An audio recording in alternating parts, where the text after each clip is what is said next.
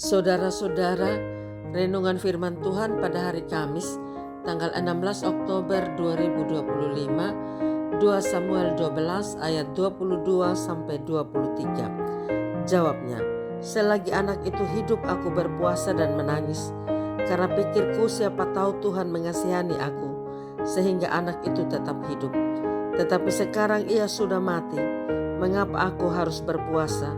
Dapatkah aku mengembalikannya lagi? Aku yang akan pergi kepadanya, tetapi ia tidak akan kembali kepadaku. Tema makna hidup. Kematian, suka atau tidak dapat dihindari dalam kehidupan manusia. Meskipun sering dianggap tabu untuk dibicarakan, kematian mengingatkan kita bahwa hidup di dunia ini sementara. Berita kematian sering kita dengar, bahkan tidak kenal usia. Entah itu karena sakit, kecelakaan, pembunuhan, atau hal lain. Setiap orang pasti meninggal. Sebuah istilah Latin digunakan dari tradisi Romawi tentang kematian, memento mori, sebagai pengingat akan kematian. Di antara hiruk pikuknya kehidupan, pernahkah kita merenungkan peristiwa kematian? Bukan untuk ditakuti. Kematian, kata sebagian orang bermakna kelam, namun sebagian lain perjumpaan yang dirindukan.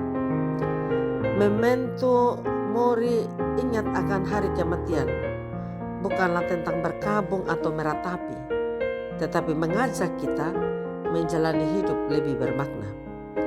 Bayangkan kematian sebagai garis finish tak terhindarkan. Namun garis finish ini bukan akhir segalanya, melainkan penentu bagaimana kita dikenang. Akankah kita dikenang sebagai sosok yang hampa, yang melewatkan saja hidup tanpa makna? Atau dikenang sebagai pribadi yang jalani hidup penuh makna? Memento mori adalah pengingat untuk tidak terlena dengan hal-hal fana. Kekayaan, jabatan, popularitas, semuanya adalah pinjaman. Mengingatkan kepada kita sekalian, berani melepaskan genggaman pada hal-hal duniawi dan mengejar sesuatu yang lebih hakiki. Hidup ini singkat, terlalu singkat untuk dihabiskan dengan keluh kesah, terlalu singkat untuk dihapuskan dengan hal-hal yang tidak berguna. Memento mori mengajak kita berani mengambil langkah untuk menjalani hidup yang lebih bermakna. Itulah juga yang dijalani oleh Daud dalam kisah bacaan kita. Saya ajak kita belajar dari sikap Daud. Daud sebelum anaknya meninggal, ada doa ia naikkan dengan sungguh-sungguh. Bahkan ia berpuasa dengan harapan Tuhan memberi kasih-Nya dengan menyembuhkan anaknya. Tuhan tahu dan melihat hatinya yang penuh kerinduan untuk kesembuhan anaknya. Sampai ia berbaring ke tanah, perasaan sedih dan doa serta puasa. Tapi Tuhan tidak mengabulkan doanya. Anaknya meninggal. Pasti pikir pengawal-pengawalnya, ketika anaknya sakit dia begitu stres, apalagi dia meninggal. Daud memang sedih, tetapi ia tidak tenggelam dalam duka itu. Ia menangis, tapi ia sadari kalau masih hidup ia berpuasa dan menangis karena pikirnya siapa tahu Tuhan mengasihani dan mengabulkan doanya. Tapi kini sudah mati, bukan tidak sedih, tapi ia sadari setiap orang akan kembali ke Pencipta bagaimanapun caranya. Hidupnya harus berlanjut karena Tuhan memiliki tujuan yang perlu diselesaikan dalam dunia. Jika kita melihat kehidupan Daud, ia sadar betul bahwa Tuhan sangat mengasihinya dan punya tujuan yang sangat besar dalam hidupnya. Satu hal yang Tuhan pulihkan dalam hidup Daud adalah ketika ia menyadari kesalahannya. Dan hal itu menjadi suatu loncatan bagi Daud mengerjakan tujuan Tuhan dalam hidupnya. Daud sedih tapi ia sadar Tuhan beri hidup untuk melakukan tanggung jawab. Ia tidak tinggal diam dalam penyesalan. Ia tahu Tuhan sudah mengampuninya. Dia kembali kepada tujuan Tuhan dalam hidupnya dan melanjutkan hidup sesuai yang Tuhan tetapkan dalam hidupnya.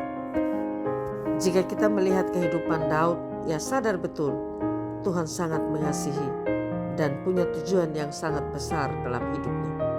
Satu hal yang Tuhan pulihkan dalam hidup Daud ketika ia menyadari ia kembali kepada Tuhan. Ia tetap berserah kepada Tuhan. Hari ini kita merenungkan sabda Tuhan yang mengingatkan kepada kita peristiwa kematian.